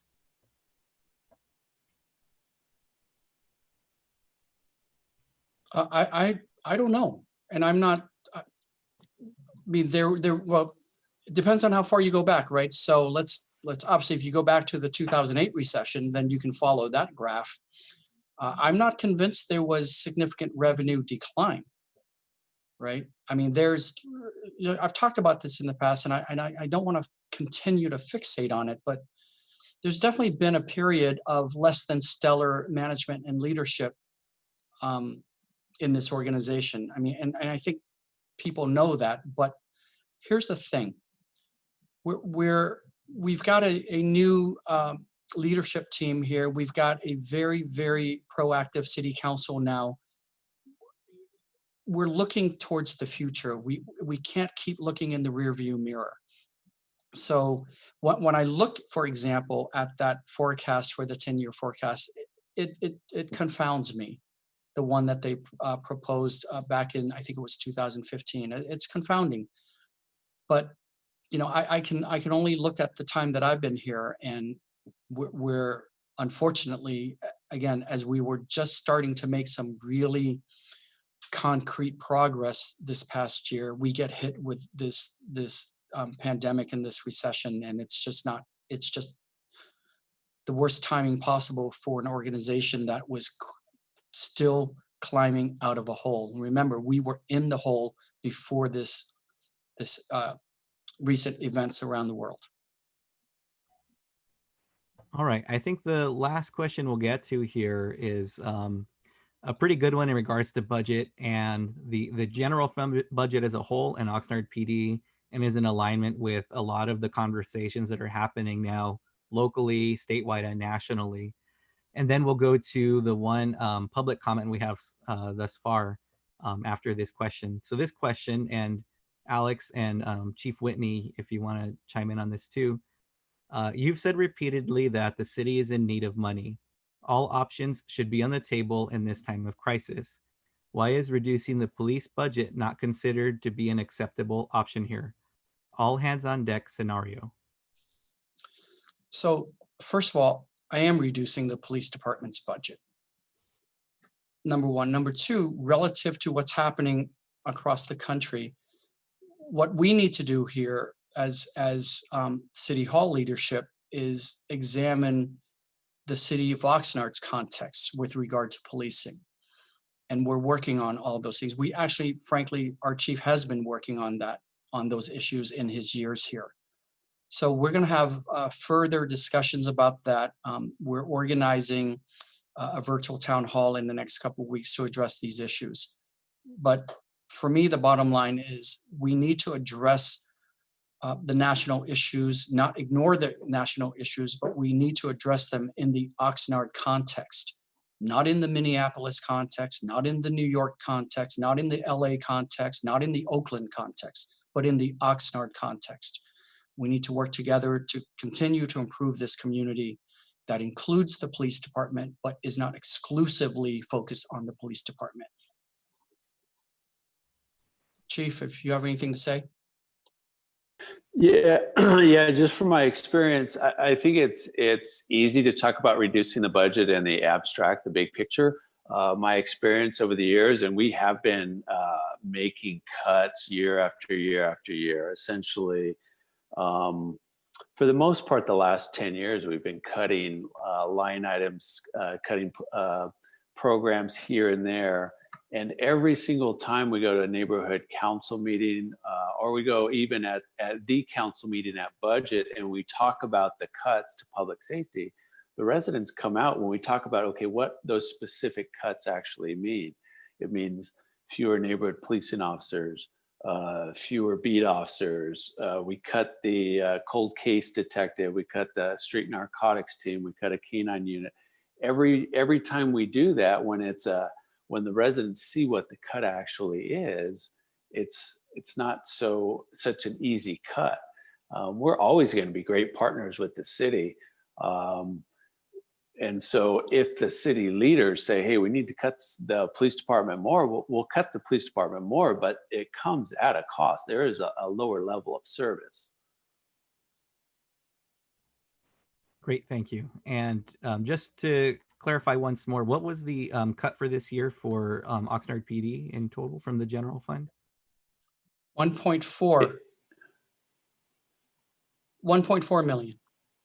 Yeah, it was 1.8 in cuts, and then it was offset by 400,000 less in revenue. Okay, so net cut of $1.4 million, and that final That's right. question did come on YouTube actually from Viva Oxnard. So I just wanted to answer that because they asked if they could ask a question, and I said yeah. Yeah, thank you. Thanks, Viva Oxnard. Thanks for watching. Okay, so we have one public comment from Manny Herrera. I'm going to unmute you in just a second. And again, I want to thank everybody for jumping on as we wind down here. And to explain this portion, how I'm going to run this part, I'm going to share my screen real quickly here. So if anyone else would like to make a comment, we have a few minutes left for that. But the idea here is that I'm going to unmute you and you can make a comment and our panelists can respond. Or if you have something that didn't quite fit into the question box, you can use that now. You'll see there's a timer here on your screen. And this isn't like a formal city council meeting or INCO meeting where you get 3 minutes and when it beeps, you're done. We're going to take you off or anything. But we do have it there just out of consideration of everybody else's time. And so really think about how you can succinctly make your comment or ask your question. So Mr. Herrera, I'm going to go ahead and unmute you. You should get a notification.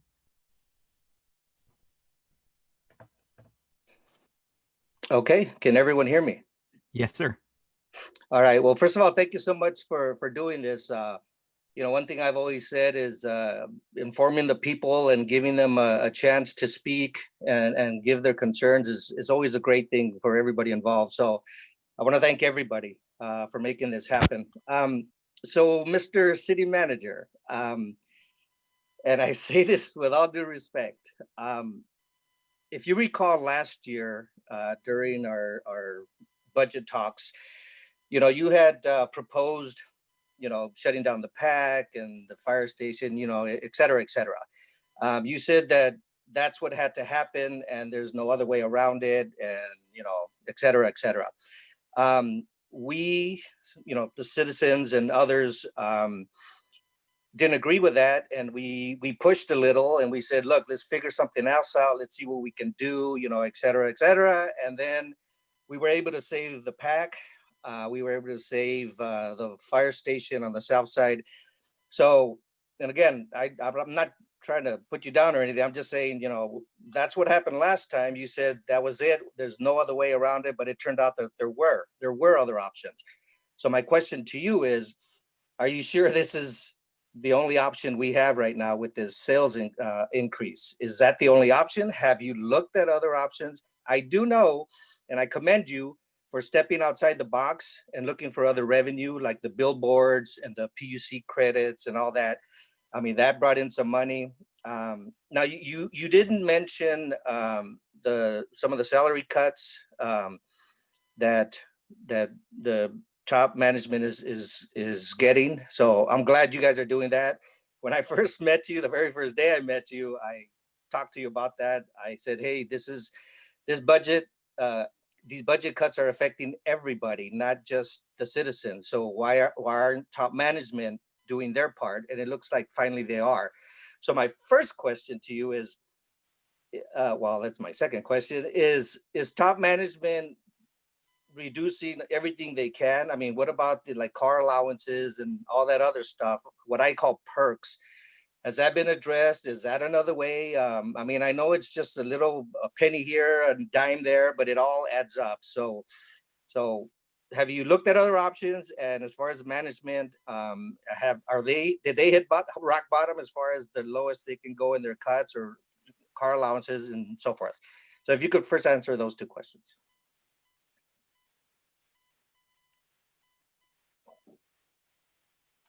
Gabe, am I back on?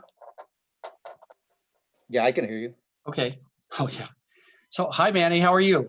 Good. How are you? Yes, I love the fact that you always remind everyone that the first time we meet at my first council meeting, you asked me to take a pay cut. I love that, which is great. So, so first of all, are we looking at other ways? And you know, to your point about last year that the community saved the fire station PAC. Listen, yes, the community encourage the council to go into our reserves and to go into Measure O to save those places for the fiscal year. So the truth is, you didn't save those entities. What we've done is we continued, in essence, the credit card spending program for a city. None of these things are safe, because if you look at the overall long range forecast, as I showed you, that the city received several years before I got here, the forecast was for deficit spending and double-digit million-dollar cuts year after year. So these things can't be saved unless we right-size our revenue and our expenses. And it is not an issue where everyone's overpaid and we got too many people. We're in a labor market with other cities. So yeah, I did get the executives to take reductions for this coming year. And as you know, I volunteered my own larger pay cut. Believe it or not, those amounts aren't going to make a huge difference in the budget. Right? I just believe that we had to do that was the right thing to do to send the right message. But at a certain point, if I reduce everyone's pay, Manny, to a point where they're just going to go work at another city nearby, it doesn't help us as an organization. I mean, the problem we have here is a revenue problem. So if you think that this problem that we haven't looked at everything, I have looked at everything, and I've got a lot of smart people around me, not just here in City Hall, but in the community, that are offering all kinds of ideas and suggestions. But fundamentally, our revenues don't match the service requirements that we have for a city of this size. It really, really just comes down to that. So we, like I said, we're making progress on economic development areas in those areas, but that alone is not going to turn it around. Okay. And in terms of what's happening with this budget, I mean, based on what I learned from this community's priorities last year, I'm recommending something that I hope is easier to handle. But Okay. But the numbers are what they are. We're at 2.2% of the reserve next year, at the end of next year. That's not good. That is extremely thin ice to be on as an organization. Yes, and I totally agree. So thank you for your answer. If you don't mind, I just have a couple quick more questions here. That's up to Gabe, not me. Gabe, can I ask just a couple quick more questions? I'm gonna take that as yes. So, Mr. City Manager, you gave an example of the property tax. You gave the example of, let's say there's a home of 300,000 and the property tax on that would be 3,000, and that I believe you said the county gets 17% or something, and we only get a small portion of that. Is there any way to like renegotiate that? Is there any way we could get a bigger cut of that and a bigger cut of the sales tax? So very quickly, so of that, we get $528 out of that property tax. And the property tax is something that is in the purview of the state. And if you're going to change that, then you're hitting one of California's sacred cows, which is Prop 13. You'd have to repeal Prop 13 in order to revalue properties across the state to their present day values. And then you would be able to tax them on their present day values. Yeah. Well, I wasn't suggesting charge it a higher rate. I'm saying Oxnard gets a bigger cut of it. No, the cut we get is the cut everybody gets across the state. Okay. And then just lastly, real quick, this is, as you know, this is going to be a hard sell. It's going to be a really hard sell. So, you know, I agree. We're in a situation right now where, my God, you know, it's terrible, and there are no good answers. Somebody's going to get hurt somewhere along the line, and you know, at the end of the day, we all have to pay the price. So, hey, you're doing a good job, and keep it up, and let's all work together. And it's going to be a hard sell, so good luck to you. And but keep informing the people, keep them up to date. And I'm glad you did this ahead of time so that they're prepared for this, and let's see what happens. So thank you all very much.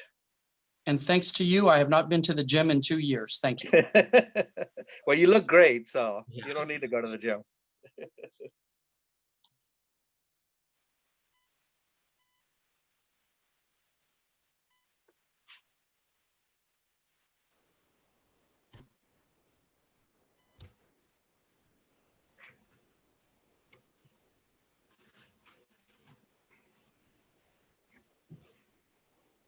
Gabe, we can't hear you. I think you're still muted, Gabe. Yeah, you're right. Actually, I turned my microphone off. Sorry about that. So Mr. Jim Thorpe, you have your hand up. I'm gonna unmute you. Go ahead, and you should get a notification. Unmute yourself.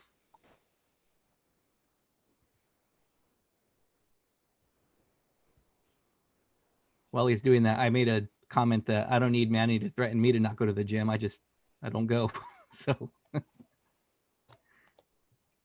All right, Jim, are you able to unmute yourself? You should be getting a notification that allows you to do so.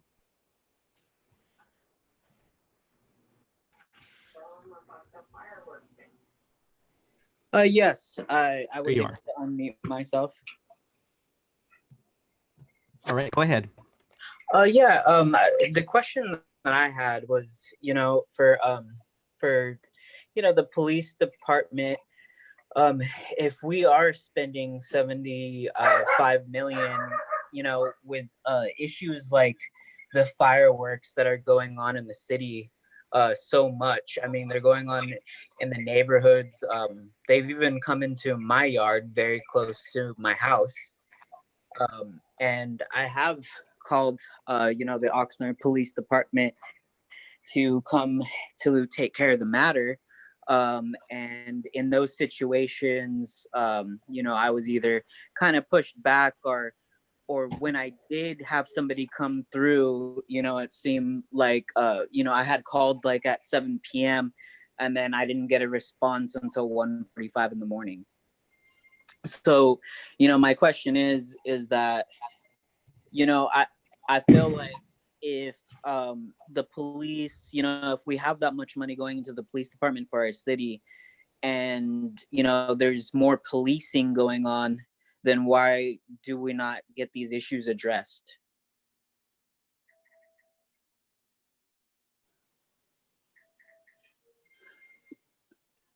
Yeah, Gabe, can you guys hear me?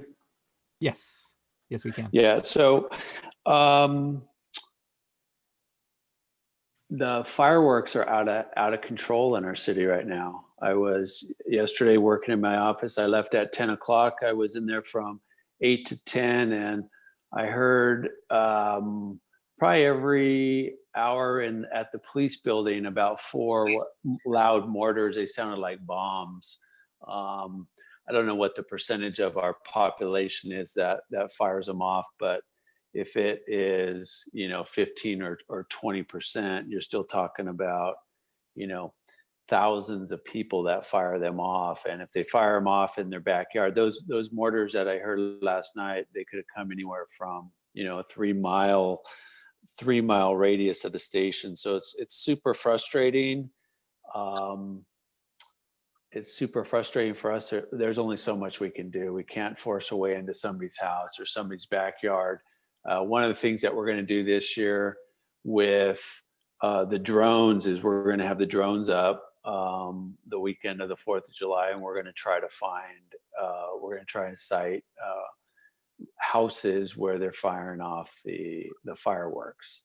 But there was a question earlier about over policing, and does over policing increase crime? And I said increases incarceration. That actually is like a perfect segue into this dialogue of how much policing do you want us to do? How aggressive do you want us to be in citing fireworks? So it's a good question. 4th of July, I would say we have I don't know like I said, I don't know these numbers exactly. 15 or 20% say the population either lights them or is implicitly condones them. Probably 40 or 50% of the population is, very frustrated because of dogs.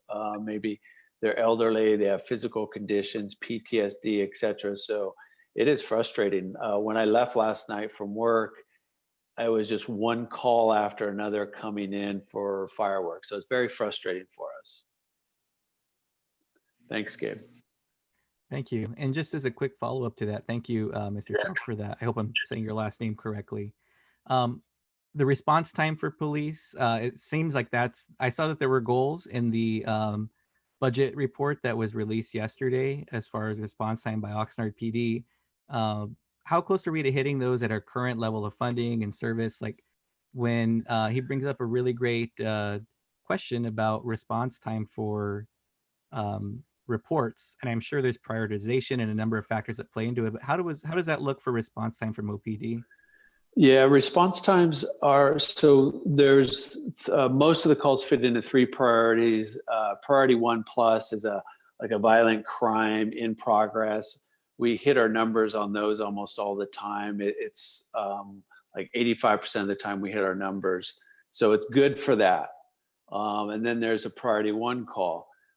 Those are crimes in progress, and it goes priority 2, priority 3. The reality is, and it's interesting to me, there's this assumption on this call from many commentators that whatever the number is, 62 or 75 million, that somehow that is an overabundance of funding in police. And I will tell you that it's not. It's adequate, just barely adequate. And so any police department on the priority 3 calls, it's going to be an extended response. It's just the nature of the business. Great, thank you for that. Okay, so we're a little past 9 o'clock, and so I'm going to go ahead and close things out here as far as the Q&A portion. All of the questions that were submitted, they're not going to go into a black hole. I will organize them and send them over to our panelists. And then once we get all the questions or the answers back, we can send it out to everybody who registered for the event, because that's why they ask for your email address when you register, in case we need to follow up with anything. So you can look forward to those. We did have a couple questions come in on the YouTube live stream, which is great. I'll include those as well. So thank you for folks who are asking questions on the YouTube live stream. So thank you again to all of our panelists, to Mr. Alex Nguyen, our city manager, to our police chief, Scott Whitney, and to our CFO, who I know was there with Alex. And then He's here, but he's not doing any work. And to our chief, fire chief, Darwin Base. So thank you all very much for that. And Jack, do you have anything you'd like to share as we close it out? No, I don't. Just thanking everybody for their participation and those listening, and hopefully it went great to everybody. Great. Thank you all again very much. Too.